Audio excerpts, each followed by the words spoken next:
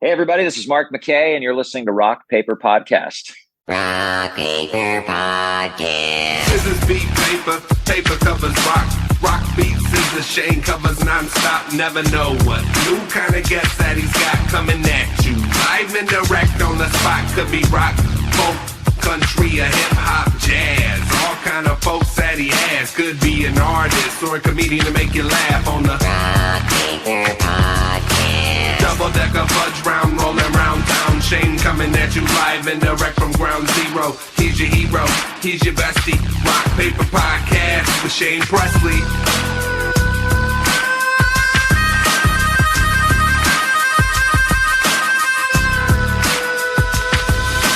Rock Paper Podcast. Hey, everybody. Shane Presley here. Rock Paper Podcast coming to you from St. Louis, Missouri. Hanging out via Zoom with Mark Mackay. Welcome What's to the up? show. Yeah, man. Yeah, man. St. Louis, we should have just met up in person. I drove right past you last night. Yeah.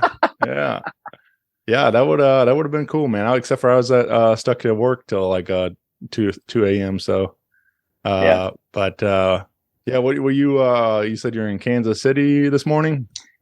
Yeah, we're just the trek to start our Christmas tour, which is mostly in the Rockies, and on the other side, got some stuff to do in Colorado tomorrow. But we're just the I was going to say the move has started, but Yeah. the bus is rolling. So where is home? What is where? Nashville's home, Okay. although behind a steering wheel is really more home. Yeah, The for amount sure. we're on the road. But Nashville's home. It's been home since 2017. California was home before then, Mhm. and we play everywhere in the country. So there's so many places I sort of feel like are home. Yeah, man. Well, let's take me back to that journey, like as you growing up, and kind of what gets you to Nashville. Like, what do you how do you know that was like the move for you to make that jump? Well, I'm glad you asked that question because it's actually a story I love telling. So I was living in Los Angeles and Hollywood, and I was at that time.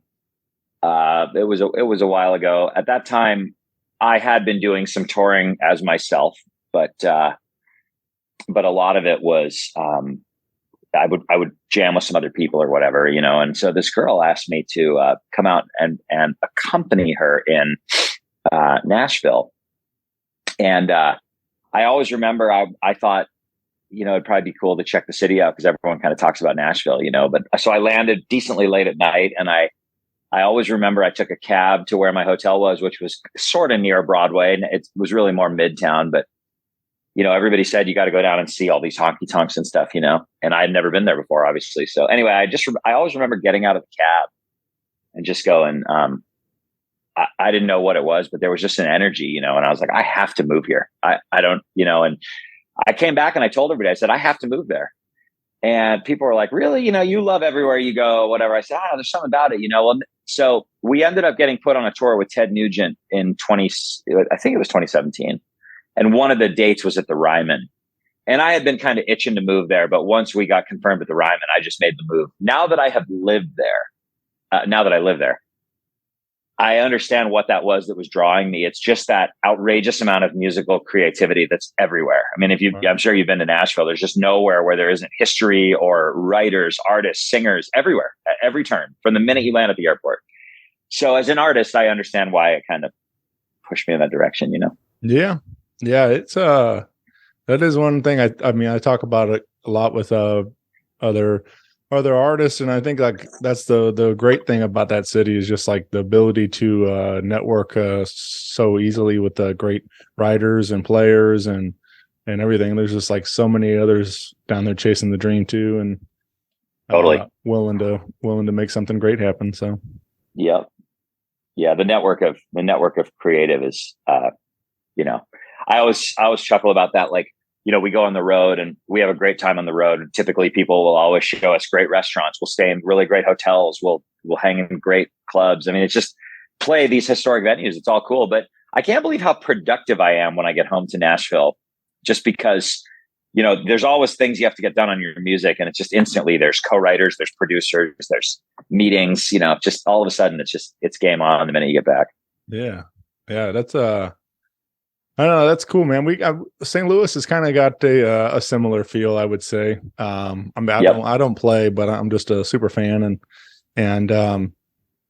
but I think we are maybe I feel a little overlooked. There's a huge, on a long list of legacy here. We have all kinds of greats dating, way back, and then we have like, a really thriving scene right now, and across the board we got all kinds of different genres represented and stuff, and it's just fun to see the city doing something. And finally, I think like we're getting to that point that I think, like, I don't know, I've been saying for a while, but I feel like we're getting closer and closer, but like to being recognized as like a Nashville or an Austin or something, like, one of these more bigger music cities and stuff like that. Yep. Yeah, it's all the power. I'm sure. It's weird. I'm kind of nodding along with you because I'm sure it's true, and I've heard other people say that. Somehow we've never played in St. Louis. We played like every city in this country 1,000 times, and just somehow the routing's never lined up. Yeah. Well, we'll make that happen, man. It'd be fun. That'd be way fun. But I think there was like an article just a bit ago, like on USA Today or something, one of those, like that was saying like, even like in the arts, like in theater and stuff, that some like various theater people were moving here and stuff to St. Louis. So I think a lot of it's just being that cost of living is a lot more reasonable here in the Midwest compared to your coastal city. So I joke about that all the time. It's like I grew up in California, and I shouldn't speak for all Californians, but I imagine their experience was similar to mine. It's like you're in high school, and if you're in high school in Northern California, the only place you think there's college to go to is in Southern California, and vice versa. And so Californians, we just love California. You just bounce up and down. You have it's an amazing state. And then one day somebody, and it might have been a pandemic, for example, but one day somebody says, we should go out and check out some of these other places, and they go to Denver, and they go to St. Louis, and they go to Nashville, and they go, I can live here for half the price, and everything's so cool, So yeah, it doesn't surprise me. Yeah, but yeah, man. We have a brand new Christmas EP from Mark, and just released a little bit ago, and you are out on tour to support that right now, and I figured that might be a good place to start. With this, get into that a little bit, and it's a 3-song EP, and you also put an original on there. So I figured let's start with this song, man. Get everybody a little into the holiday spirit. This is Christmas Time is in the Air. What would you like to tell us around this song? Well, I just the deal with me making a Christmas record was I love Christmas time. I love Christmas music. I actually sometimes listen to it all year round. It always puts me in a good mood. But I didn't want to do a Christmas record just for the sake of doing one. I wanted there to be kind of a purpose. So one purpose was that we're going on, we were looking at doing our first Christmas tour. So that made a lot of sense. The second was I had a vision for last Christmas. I've had that vision for a long time to be sort of a more up-tempo, a little bit of coastal rock feel to it, but you also don't have a record unless you have an original when it comes to this stuff. And so Jeffrey Steele and I, he's obviously a monster, and he's helped me with it. He's just a phenomenal writer. And we were texting one night, and I was, we were saying it had to be fun. It had to be up tempo. It had to feel like there were kind of carolers coming. And what's funny about it is that the thing people say the most, which I take as such a compliment, is people always think it's a cover of an old classic because it's got a familiarity. It's got this kind of, I don't want to say rocking around the Christmas tree because it doesn't sound like it, but similar kind of happy up tempo vibe. And so that was really what capped the whole project, made it make sense. Yeah, man. Well, yeah, I was unaware that it was an original until you said that. And so, but that's, and I mean, yeah, it's like definitely a credit to yourself that, you were able to make it sound like one of those, classics that we've grown up with. But also like I feel like there's so many like kind of like deep cuts with some of these, like, you could have pulled something, and made it a little, put a new twist on it, and people really wouldn't know the difference. But I think that's the fun about it, though, is like, writing something original and making it sound like everybody knows the words already to it and stuff. And Totally.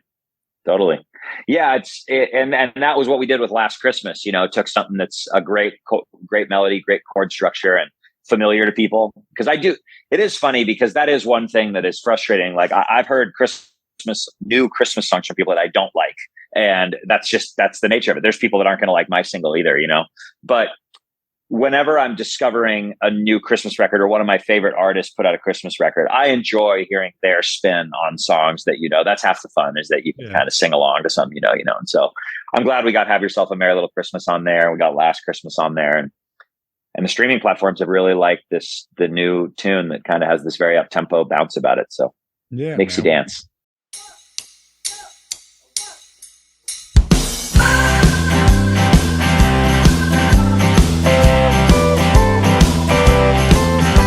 Christmas time is in the air. The trees are lit, the spirits everywhere.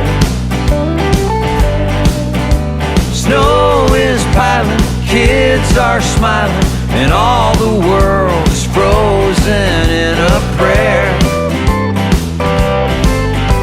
Church bells ringing, carolers singing, deck the hall with boughs of holly. 'Tis the season to be jolly. Trees are lit, the spirits everywhere. Yeah, Christmas time is in the air.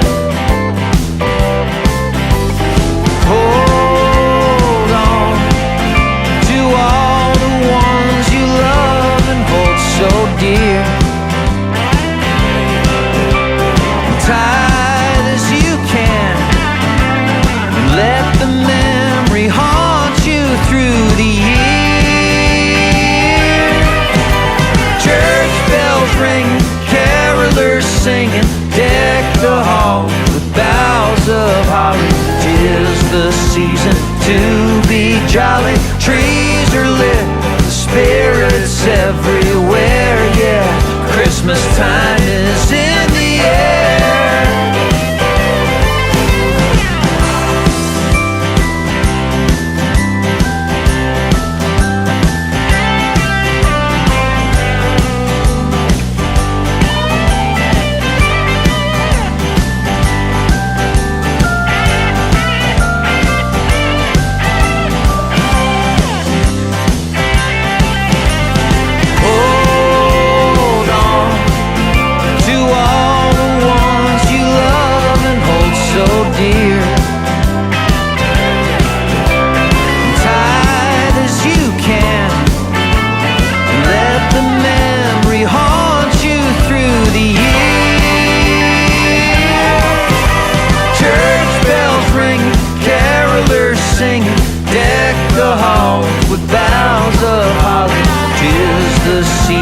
To be jolly, trees are lit, spirits everywhere. Yeah, Christmas time is in the air. Yeah, the trees are lit, the spirits everywhere. Yeah, Christmas time is in the air.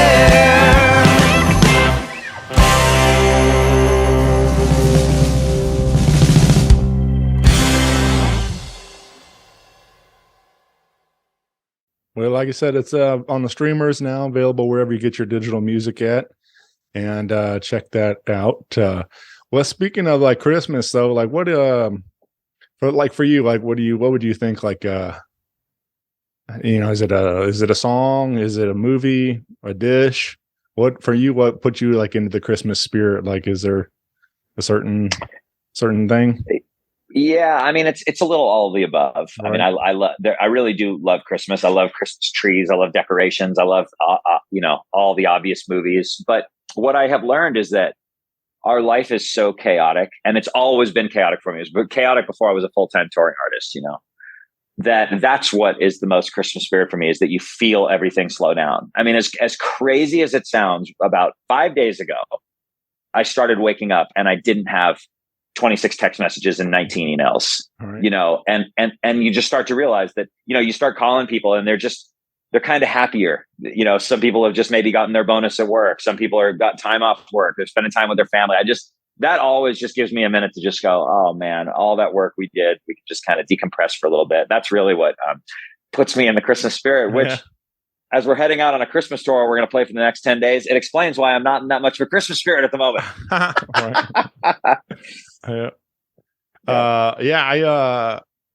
Do you get so do you go back home to follow? Yeah. Yep. Yeah. My family's still in California. So when we're done with our Christmas tour, does like Utah, Idaho, Wyoming. And then I go home and see my family, which is Valerie, my girlfriend's family, is in Santa Cruz, California. Mine is in the mountains in Lake Tahoe for Christmas. Nice. So that's where we always do Christmas. And then every year between Christmas and New Year's, I do a show up there in Lake Tahoe where we give all the money to the local music school. Oh, very cool. Yeah. So we got that. Yeah, man. Yeah, I've done a couple. I started. I did like as a Toys for Tots kind of benefit show concert here in St. Louis, and then I was in 18 and unfortunately in 19 my mother got sick with brain cancer, and we did a benefit for her that year, and then she passed in December of 19, and then I've since after when we could start doing it again in 21, I did another benefit in her honor and helping raise money for some others in need dealing with brain cancer. So I'm trying to keep that rolling as like a annual event, and try to put us down to play that next year. I'm man, it was that. So anyway, it feels good to do those kind of those totally benefit shows and give, support the community and stuff and in various ways. So, but yeah, especially supporting some kids that want to play music. Like I'm all for that, man. Yeah. It was music school is where I started. So I kind of have a special place for music education, but what kind of blows my mind, and I don't mean it in a negative way, even though I guess you could maybe take it that way. But a lot of times I tell people out there that we're doing a benefit for the local music school. People go, "Oh, there's a music school here?" And I go, "Yeah, that's why we're doing the benefit, so that you just found out about it." And it's just important to get the word out about that. It's important to give kids an outlet to, whether it's songwriting or actually just working on their instruments. It's good. It's all good. Yeah. Well, so what was it for you? Like, was you saying in that school where you started, but was it songwriting, or was it guitar playing, or what was your interest? Well, it was guitar playing that pushed me personally over the edge to want to do this. It was my parents forcing me to take piano lessons that made it all start. We were not allowed to do anything in our house if we weren't in piano lessons, period. So I took classical piano lessons from when I was I'd have to guess I was 7 years old or 8 years old, because I got a guitar when I was 9. So it was a little bit before that, but I always played music. I always loved it. And then one day you feel that, what's the word? You feel the push to want to understand it more. You start playing things going, that chord sounds really good with that chord. I wonder why that is, and then it's just a spiral from there. Right. So when do you discover wanting to get more into songwriting? Like songwriting became an out, I think most people at some point in their life might probably try to write a song at some point. So I did my share of writing stuff that was not very good, and I didn't know what I was doing, but it was never a major creative outlet for me. I had a sort of normal person job for a little bit there before I gave all that up to be a full-time musician. And especially towards the end of that, where I could sense that I was about to make a big change in my life, and I was going to abandon everything I had done before. And I was going to go after the dream of being a touring artist.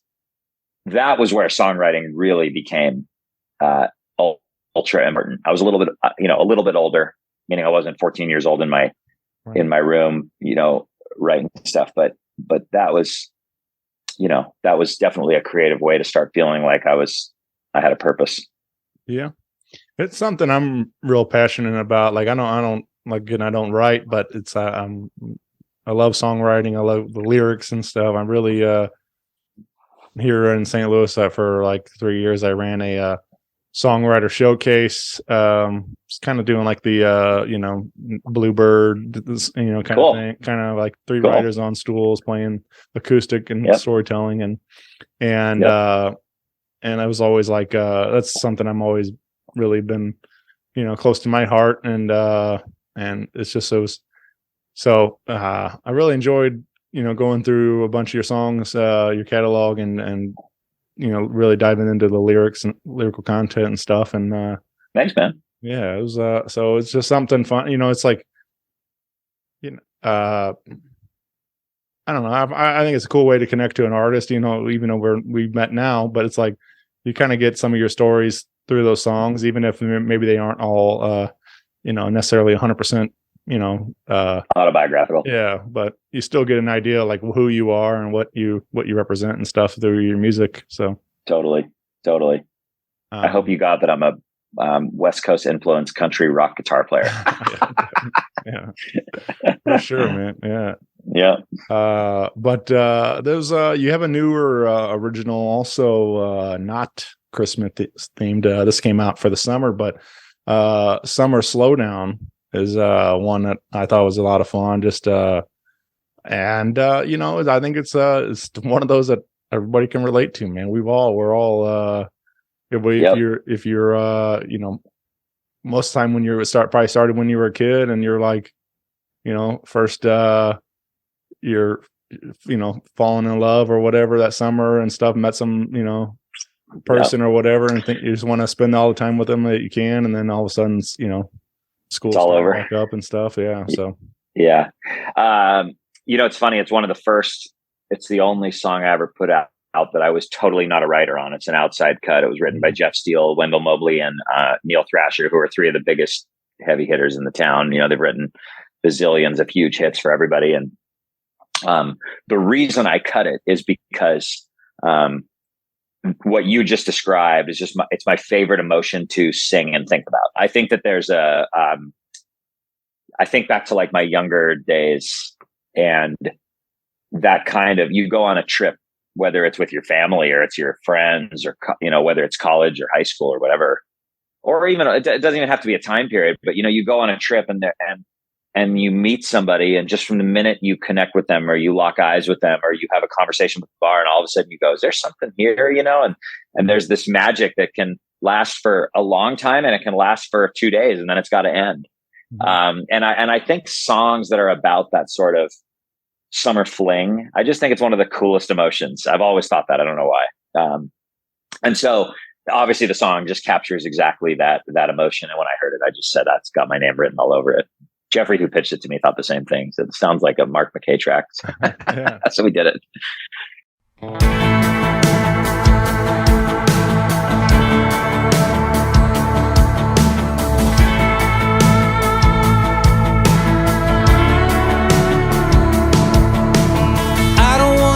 About her lips, heading for Ole Miss, leaving me like this, staring at tail lights.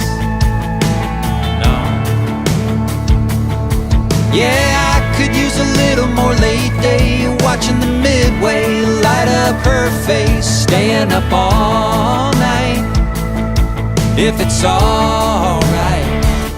Summer, slow down, keep that sun shining on her just a little longer. Come on, stretch it on out. No, I ain't ready to watch her Chevy drive away. Summer, slow down. June just turned into July, and July flew by. I don't want goodbye, messing it all up.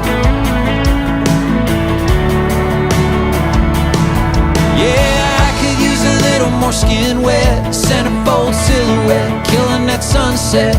Hey, what's the rush? I waited long enough. Summer, slow down, keep that sun shining on her just a little longer. Come on, stretch it on out. No,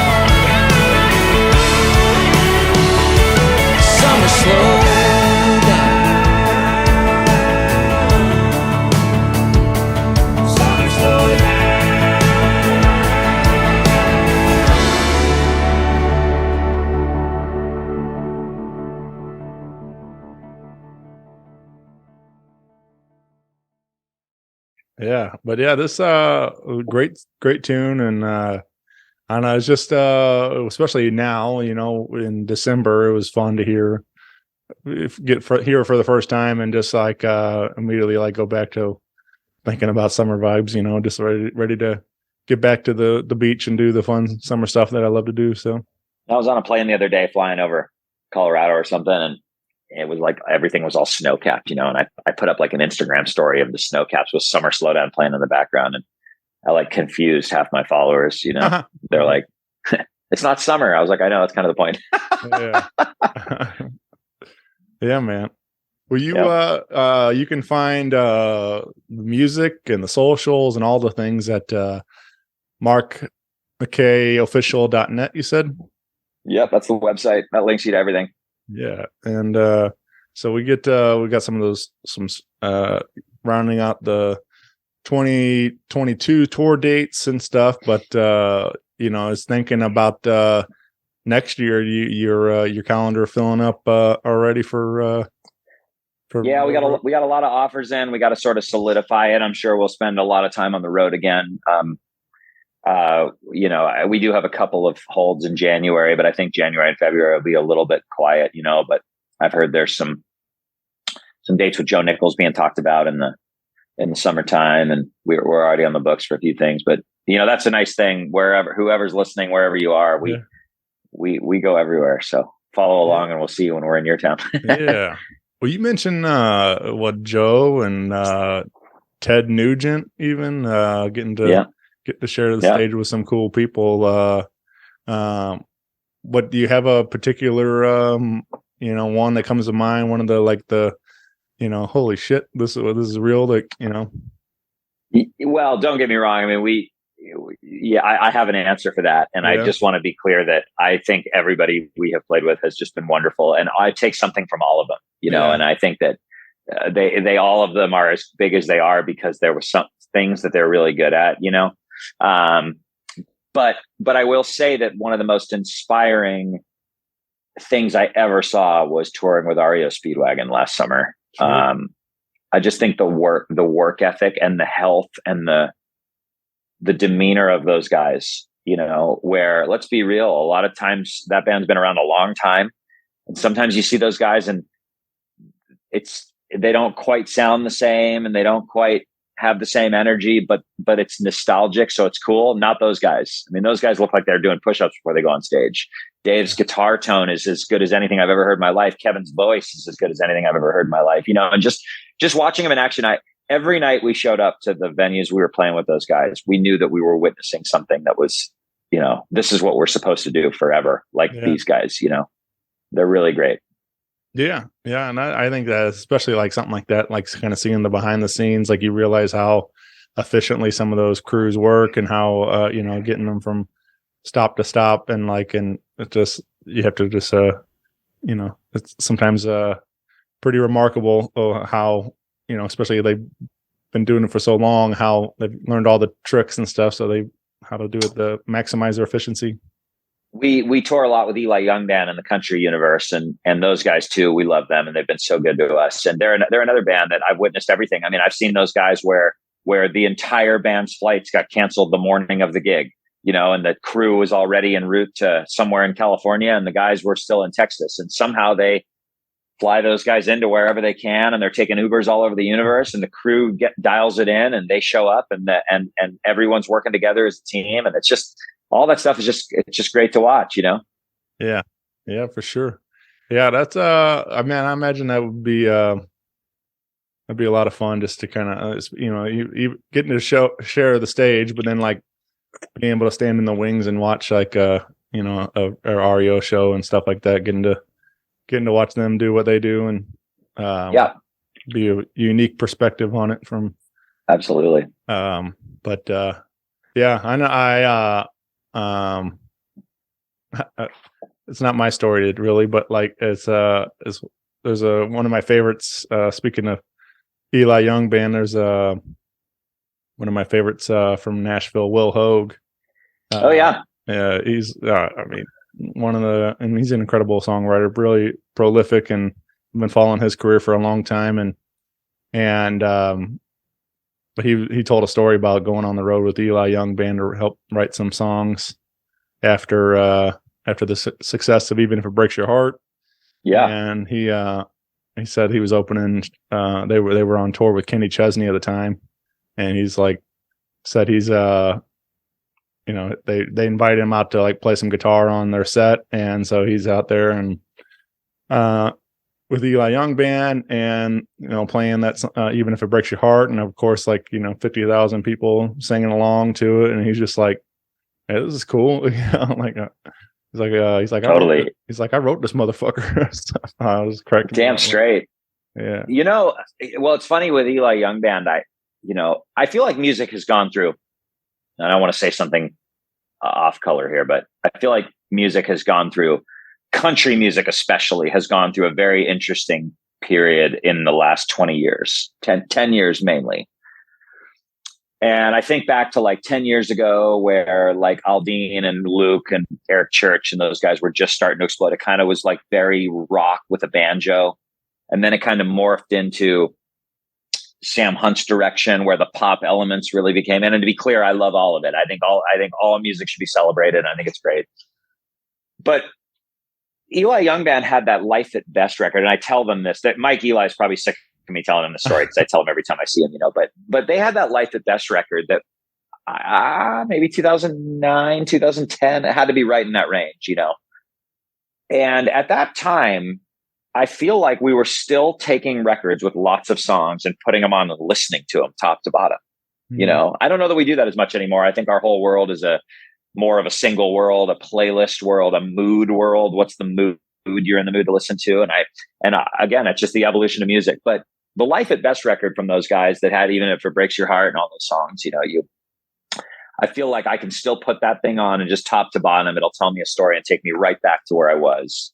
I always tell Mike the Fight, which was written with Natalie Hemby, and I forget who else was always my favorite song on that record, but there, when I watch those guys play and watching people sing along to Crazy Girl and Even If It Breaks Your Heart, there's a time in your life that you are brought back to when that happened. So kudos to Will. That's a great cut to be involved with, Yeah. I just yeah.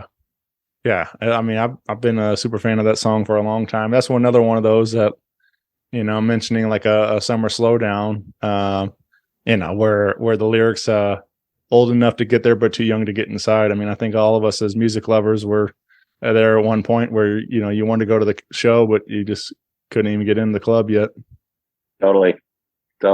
So there's a lot of relatability in those lyrics also. Yep. But yeah, man. I got a couple of questions and get your take on some of these. They're just some silly thoughts I think about. Yep. But what about the day comes along, we got a Mark Mackay action figure. What would you like to see as your 3 accessories to go with your action figure? Hey, that's a great question. My 3 accessories is a guitar, a pen, I was going to say a pen for signing contracts because I'm known for always negotiating stuff everywhere I am all the time. So much of our tour gets negotiated from the wheel of a car, Right. I'd have to think what the third one is. Probably I'm way into fashion, so it would have to be some kind of, what it would be? I'll tell you what it would be. It would be a turquoise squash blossom necklace that I'm always wearing on stage. They would be my 3 things. Yep. Yeah. What's the guitar you think? What type of guitar you normally play? I if you had asked me this question 6 months ago, I just would have said a Telecaster because I always had a Telecaster. And I always used to joke with my guitar buddies that I'm not that addicted to guitar collecting or whatever. I have my guitars that I like. And now that's totally out the window. I got 20 of them sitting at the house. I grab guitars based on what I'm in the mood for that night. So today it would probably be a Gibson Firebird, or it would be this, I don't have any strings on it, but I just got this painted. This is a Guild Thunderbird. I just thought it was kind of cool the way it was originally white. You can see the neck, but I had it painted with this kind of red deal. So it's Christmas vibes for the Christmas story. There you go. Yeah. Yeah. That looks nice. Yeah. Yeah. I don't really know much about them, but I, obviously love them. I appreciate the art, and all the guitars but I mean, it's something, I just never really, grew up in that way. I mean, like my dad played a little bit guitar and stuff, but I just never really, never really had that appreciation for him as a kid, I guess. I don't know. Or, I always loved the people playing them, but just never had that drawn to want to learn more about them. Yeah. But yeah, it was, maybe someday I'll get around to learning an instrument and stuff. I was like, yeah. But yeah, all right. What about, there's another silly one. But if you could, you had the opportunity to go see a fictional band live, who do you think might be that fictional band? Is it from Do you want to know players? You want to know what they do? What do you want to know? Well, you think of Dr. Teeth and the Electric Mayhem, or that's one of my favorites. But I don't know. I just think it's funny that some of these there's so many of these movies and TV shows with these bands on, and stuff that they are real players sometimes in them, but it's just funny. Even a Spinal Tap or something like that, is a big one. Well, it's funny. I've never thought about that. I don't know if I could answer it on the spot, Right. But I will say that I'm such a purist about music that I feel like I never let my brain go into that kind of spot. But I should, because it's fun, But I will say that I did have an idea that apparently has been done by 10 million people. But I love yacht rock playlists. Oh yeah. So I always thought that there would have been some kind of way that guys were dressed up in yacht costumes playing yacht rock, and maybe they were the guys from that era. But I just, someone just told me the other day that they were going to see Yachtly Crew or something, and I'm like, well, clearly my idea is long done. Yeah. Yeah. It's yacht rock is it's pretty wild, because I've heard interviews with Daryl Hall and he was talking about how they're now touring bigger shows than they've ever done in their career, and it's just kind of wild to think about how the sound is grown more today than it was 40 years ago or whatever. So it's but the people really dig the yacht rock sound right now. It seems to be I don't know. I think a lot of it I only have one subtle regret in my career, and that subtle regret was that our Leaving California record that came out in 2021, which is what we put out when we went out with REO. I regret that I didn't lean into that and brand it as a new yacht rock record, because sonically that's what it is. I just, for some reason, I never thought of it, but I think about it all the time now. Yeah. I think a lot of it for those guys too is especially the longevity of their careers and things. But now those people that grew up listening to music all have kids and stuff, and they're bringing their kids to the shows and so on. So it's it becomes a generational thing too. So I think that's a lot of why those acts are as playing such large arenas and stuff now. Totally. But yeah, man, I kind of got a little bit of that vibe. There's definitely some of those tones through the record that you're talking about. Some of those yacht rock vibes. Yeah, well, none of it, and none of it is an act. When I just, that's one thing about me. I can't fake anything, So I've never really thought of any of that music as yacht rock. That's just music I grew up on that I just sonically love, And it's not John Mayer just put out his most recent record, Sob Rock, that just is basically yacht rock. It sounds exactly like it, So anyway, it's a trip. I really love what he did with that record too, with having the price sticker on the cover and stuff, a throwback to actually being on record shelves and stuff like that. And he is the quintessential artist, and he's one in a billion. If anyone's listening that just never got into John Mayer or knows him for a couple of his hit songs or whatever, you are talking about, it doesn't collide like that very often. To have his persona, his songwriting ability, his talent, his looks, his creativity, all hitting at once, that is like literally one in a billion stuff that he does. It's crazy. Yeah. I really appreciate him as an artist. I mean, like, you look at like how much his career kind of runs the gamut. You know, like he's got blues. He's playing with the Dead. He's done it all pretty much. He's all kinds of covered every genre almost. And yeah.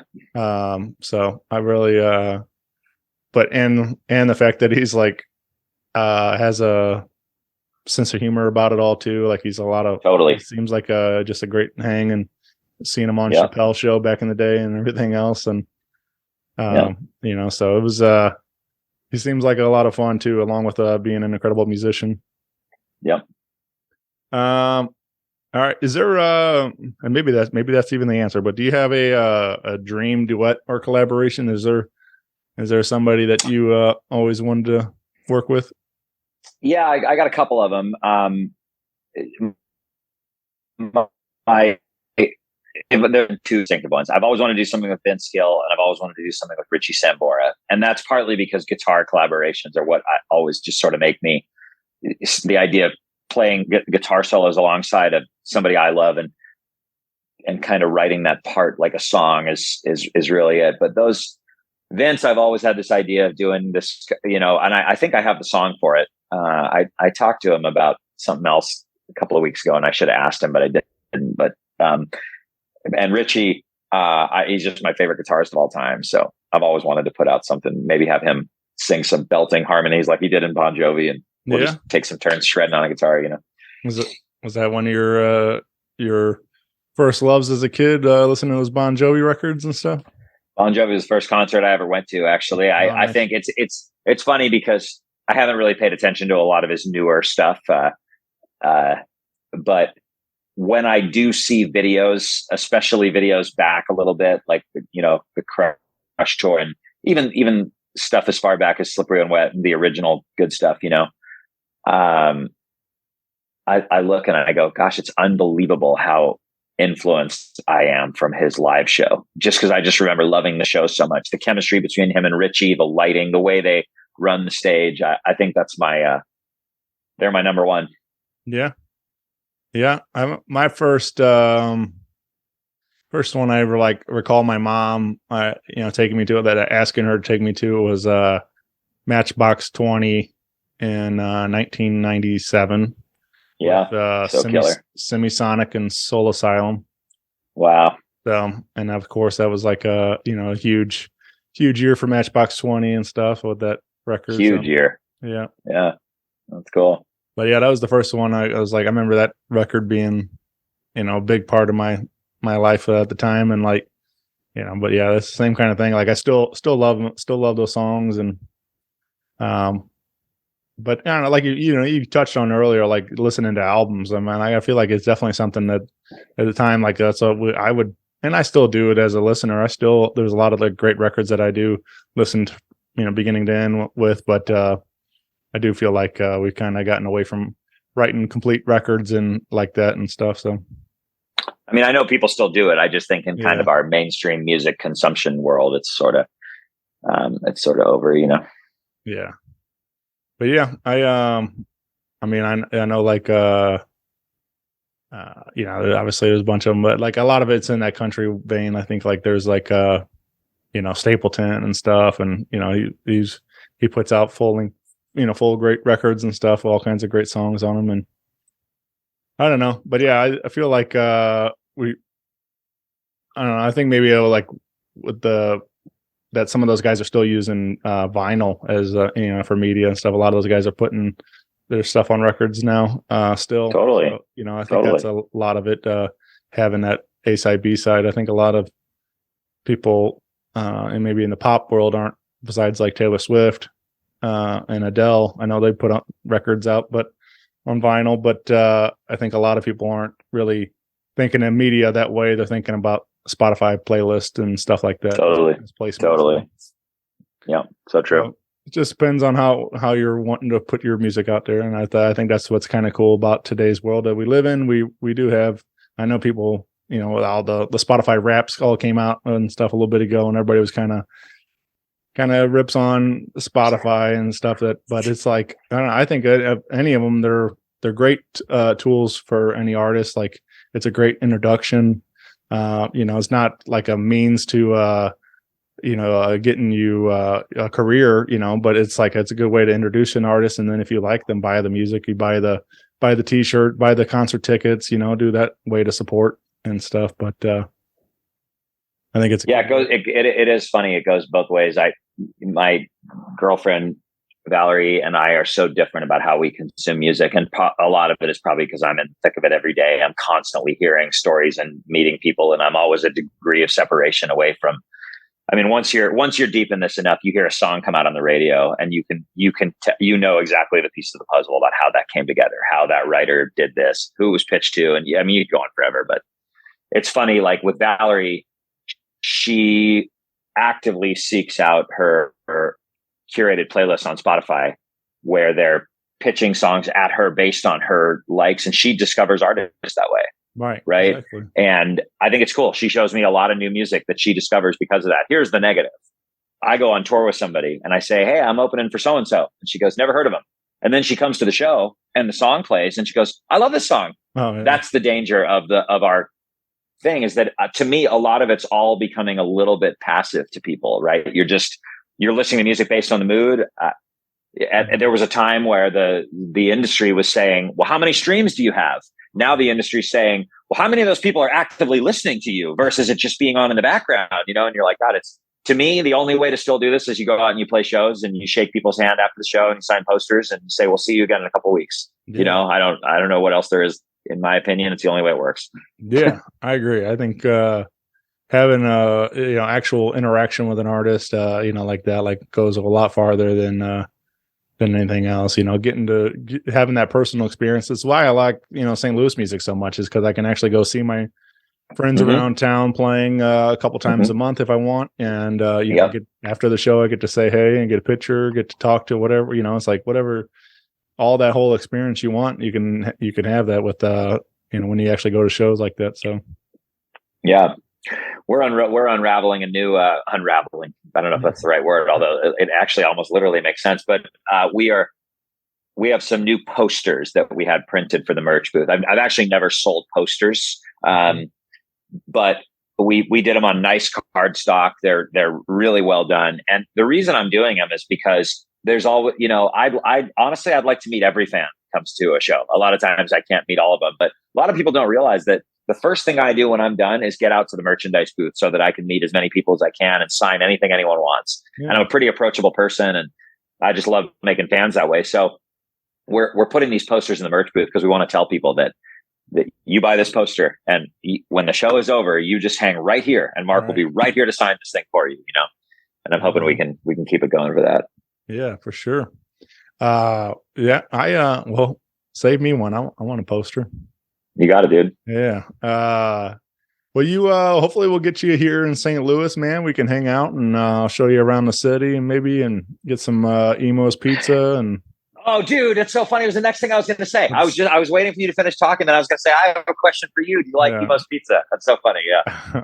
I'm me. I mean, I'll every now and then. I'm not like it's funny that it's like everybody's St. Louis thing. Trademark thing, but it's an acquired taste, I think, like with the Provel cheese on there and stuff. But I'm more mozzarella, I think. But I like it all.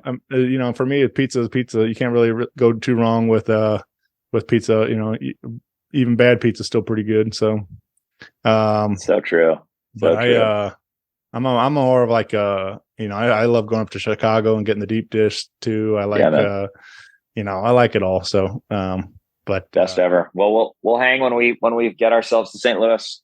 Yeah, I mean, that'd be cool. I hopefully we'll make that happen here in the next year and show you around town, and it'd be fun to hang out and catch up and and get to see the show live, man. I haven't got to see your show yet, so that would be a lot of fun. Yeah, stay in touch. We'll get you out for one of those. Or if you're ever traveling and we're playing somewhere, just shout. We'll make it happen. I appreciate the chat today, man. Yeah, this has been a lot of fun, Mark. I really appreciate you taking some time to hang with me. And again, visit markmackayofficial.net for all things Mark, and hit him up on Facebook and Instagram. And but yeah, man, I appreciate you doing this. It's been cool. Absolutely. Thanks, Mark. Nice meeting you, bud. You guys take care. Nice meeting you.